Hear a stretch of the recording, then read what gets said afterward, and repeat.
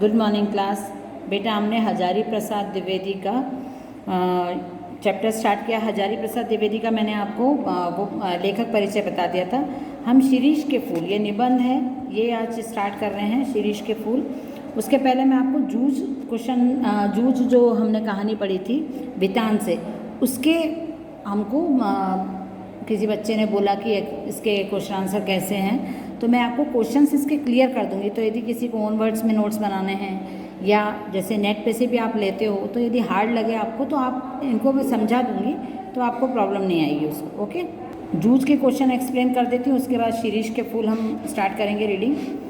तो जूझ का सबसे पहले क्वेश्चन है, जूझ शीर्षक के औचित्य पर विचार करते हुए स्पष्ट करें कि क्या यह शीर्षक कथानायक की किसी केंद्रीय चारित्रिक विशेषता को उजागर करता है। मतलब आपको इसमें औचित्य का मतलब होता है अर्थ। तो जूझ शीर्षक जो है उसका अर्थ क्या निकला उस कहानी का, जूझ का अर्थ क्या होता है। सबसे पहले तो आप ये देखो, है ना, जूझ मतलब वैचारिक जो लड़ाई झगड़ा होता है मन में। जूझ मतलब जूझना, किसी चीज़ से भिड़ जाना, लड़ना, तो उस पर विचार करना है आपको। और शीर्षक कथानायक के जो नायक है, मतलब जो आनंद यादव है, उसकी किसी चारित्रिक विशेषता को स्पष्ट करता है क्या। ये जो हाँ करता है ना, कि उसके जूझ उसके मन में चल रही है, उसके मन में विचारधारा चल रही है, उसके मन में द्वंद्व चल रहा है, पढ़ना नहीं पढ़ना। फिर पढ़ाई जब करने लग जाता है तो उसके कवियों को लेके, कविता को लेके उसके मन में द्वंद्व चलता है कि कवि कोई इंसान होते हैं या उसके हिसाब से कवि बहुत बड़ा कोई रहता है, अलग ही रहता है जो कविता लिख सकता है। तो लेकिन जब वो मिलता है, अपने टीचर से मिलता है, कविताएं करते हुए देखता है, तब उसको समझ में आ जाता है कि नहीं, ये कोई और नहीं है, नॉर्मल इंसान भी कविता लिख सकते हैं। तो ये द्वंद्व सब उसके मन में चलता है। फिर वो मतलब कविता करने लगता है, लिखने लगता है। तो ये सब आप इसमें स्पष्ट कर सकते हैं। स्वयं कविता रच लेने का आत्मविश्वास लेखक के मन में कैसे पैदा हुआ। जब उस वही बात जो मैंने अभी फर्स्ट क्वेश्चन में बोली, सेकंड में भी आंसर आप वही लिख सकते हो कि वो आनंद यादव ऐसा समझता था कि कवि कोई बहुत बड़े लेखक और कवि बहुत ही अलग व्यक्ति होते होंगे, वो नॉर्मल इंसान जैसे नहीं होते हैं, विशिष्ट व्यक्ति होते होंगे। पर जब वो अपने टीचर को देखता है क्लास में कविता बहुत अच्छे से समझाते हुए, स्पष्ट रूप से क्लियर करते हुए, फिर वो ये भी देखता है कि जो टीचर है वो खुद कविता भी लिखते हैं। तो इसलिए उसको बहुत आश्चर्य होता है कि जब ये खुद कविता लिखते हैं तो इसका मतलब है हम भी कविता लिख सकते हैं। जब वो कविता बहुत अच्छे से समझने लगता है तो धीरे धीरे वो भी तुकबंदी करने लगता है। तो ऐसे उसमें कॉन्फिडेंस आने लग जाता है, आत्मविश्वास उसका बढ़ जाता है। तीसरा है, श्री सौंदगलेकर के अध्यापन की उन विशेषताओं को रेखांकित करें जिन्होंने कविताओं के प्रति लेखक के मन में रुचि जगाई। सौंदलगेकर जो सर थे, वो कविता पाठ बहुत अच्छे से करते थे और ऐसे करते थे जैसे वो सच में खुद ही जैसे लोग जो सुनने वाले थे वो बिल्कुल उसकी धारा में बह जाते, रस में बिल्कुल, और बहुत अच्छे से उनको समझाते थे। तो जो उनका तरीका था कविता को अध्यापन या पढ़ाई करवाने का जो तरीका था, तो उसमें उसकी विशेषताएं बतानी है कि जैसे वो बोलते थे, उनका बोलना, उनका समझाना बहुत इजी रहता था। कुछ भी आप 4-5 पॉइंट आप यदि 4-5 लिखोगे तो मतलब आपके 8-10 लाइन हो जाना चाहिए, मतलब 2 नंबर 3 नंबर का आपको लिखना है उसको। कविता के प्रति लगाव से पहले उसके बाद अकेलेपन के प्रति लेखक की धारणा में क्या बदलाव आया। तो कविता के पहले तो लेखक मतलब जो आनंद यादव था वो खेतों में जाता था, पानी देता था, यही सब काम करता था। तो उसके पहले तो अकेलेपन क्यों लगता था, क्योंकि खेत में अकेले जाना, 2-2 3-3 घंटे खेत में काम करना, वहाँ पानी देना, वहाँ कोई नहीं रहता था, और ये सब काम उसको बिल्कुल अच्छा नहीं लगता था क्योंकि उसके इंटरेस्ट का काम नहीं था। तो एक पॉइंट आप ये डाल सकते हो।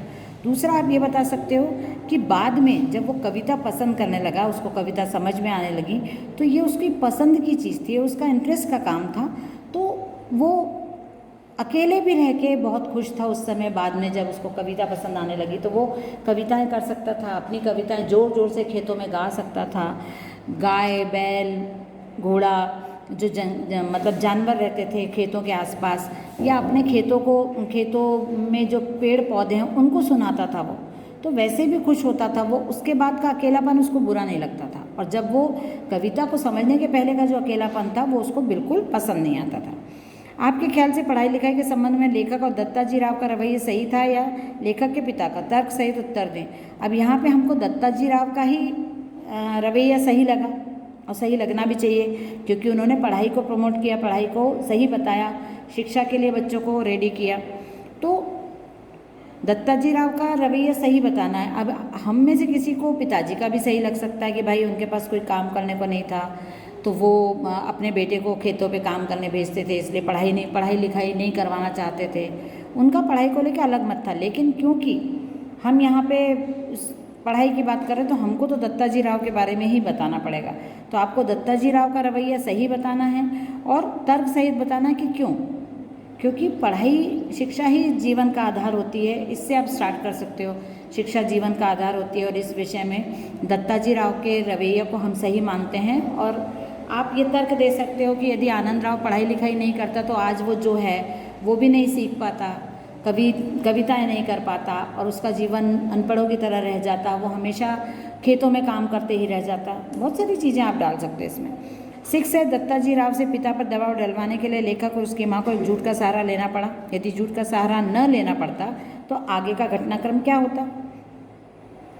दत्ताजी राव ने आनंद के पिताजी पे दबाव डाला और वो स्कूल जाने लगे, और यदि उसकी माँ जाके झूठ नहीं बोलती या और उनकी माँ ने और आनंद ने ये भी बोला था कि आप हमारे पिताजी को ये मत बताइएगा कि हम लोग आपके पास कंप्लेन लेके आए हैं, तो यदि ऐसा नहीं होता तो क्या होता? मतलब घटनाक्रम आगे कैसे बढ़ता, फिर कैसे कहानी आगे बढ़ती?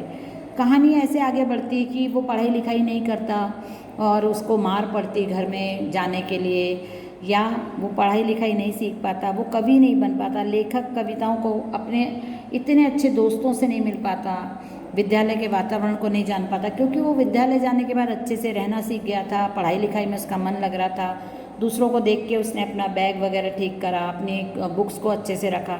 तो ऐसी बहुत सारी चीज़ें हैं कि वो आप इसमें डाल सकते हो। घटनाक्रम ऐसे ही आगे बढ़ता कि हमेशा वो यही करता रहता और कहानी बहुत छोटी होकर ख़त्म हो जाती, ज़्यादा आगे नहीं बढ़ सकती थी। अब ये क्वेश्चन मैंने आपको क्लियर कर दिए हैं, आप इसके नोट्स बना सकते हो। शिरीष के फूल, शिरीष के फूल, यहाँ बैठ के लेख लिख रहा हूँ, उसके आगे पीछे दाएं बाएं शिरीष के अनेक पेड़ हैं। जेठ की जलती धूप में जबकि धरित्री निर्धूम अग्निकुंड बनी हुई थी, शिरीष नीचे से ऊपर तक फूलों से लद गया था। कम फूल इस प्रकार की गर्मी में फूल सकने की हिम्मत करते हैं। कर्णिकार और आरगवध की बात मैं भूल रहा हूँ, वे भी आसपास बहुत है, लेकिन शिरीष के साथ आरगवध की तुलना नहीं की जा सकी। वह 15-20 दिन के लिए फूलता है, बसंत ऋतु के पलाश की भांति। कबीरदास को इस तरह 15 दिन के लिए लहक उठना पसंद नहीं था। यह भी क्या कि इस 10 दिन फूले और फिर खंखड़ दिन 10 फूला फूले के कंकड़ भया पलाश। अच्छा, ये पूरा शिरीष के फूल जो पेड़ है उसके बारे में है। यहाँ पढ़ते हैं, शिरीष के वृक्ष छायादार होते हैं, पुराने बड़े होते हैं। पुराने भारत का रईस जिन मंगलजनक वृक्षों को अपनी वृक्ष वाटिका की 4 दीवारी के पास लगाया करता था, उनमें एक शिरीष भी है। बृहद संहिता 55-13 अशोक, अरिष्ट, पुन्नाग और शिरीष के छायादार घनम शृण हरितिमा से परिवेष्टित वृक्ष वाटिका जरूर बड़ी मनोहर दिखती होगी। वात्सायन ने कामसूत्र में बताया कि वाटिका के सघन छायादार वृक्षों की छाया में ही झूला लगाया जाना चाहिए। यद्यपि पुराने कवि बकुल के पेड़ में ऐसी दोलाओं को लगा देना चाहते थे, पर शिरीष भी क्या बुरा है। डाल इसकी अपेक्षाकृत कमज़ोर जरूर होती है, पर उसमें झूलने वालियों का वजन भी तो बहुत ज़्यादा नहीं होता। कवियों को यह तो बुरी आदत है कि वजन का एकदम ख्याल नहीं करते। मैं तुंदिल नरपतियों की बात नहीं कह रहा हूँ, वे चाहें तो लोहे का पेड़ बनवा लें। ये चैप्टर मैं आपको रीड करके समझा पाऊँगी, क्योंकि ये निबंध है और इसको लेखक ने किस उससे लिखा है।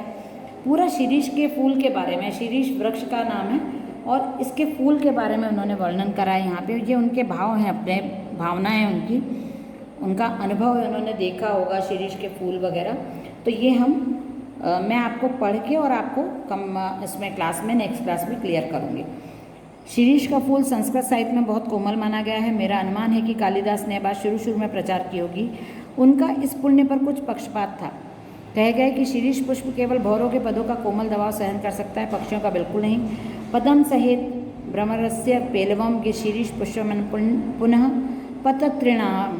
अब मैं इतने बड़े कवि की बात का विरोध कैसे करूं? सिर्फ विरोध करने की हिम्मत ना होती तो भी कुछ कम बुरा नहीं था, यहाँ तो इच्छा भी नहीं है। खैर मैं दूसरी बात कह रहा था, अब ये इसको हम नेक्स्ट क्लास में कंटिन्यू करेंगे, कंप्लीट करेंगे। ठीक है, बाय एवरीवन।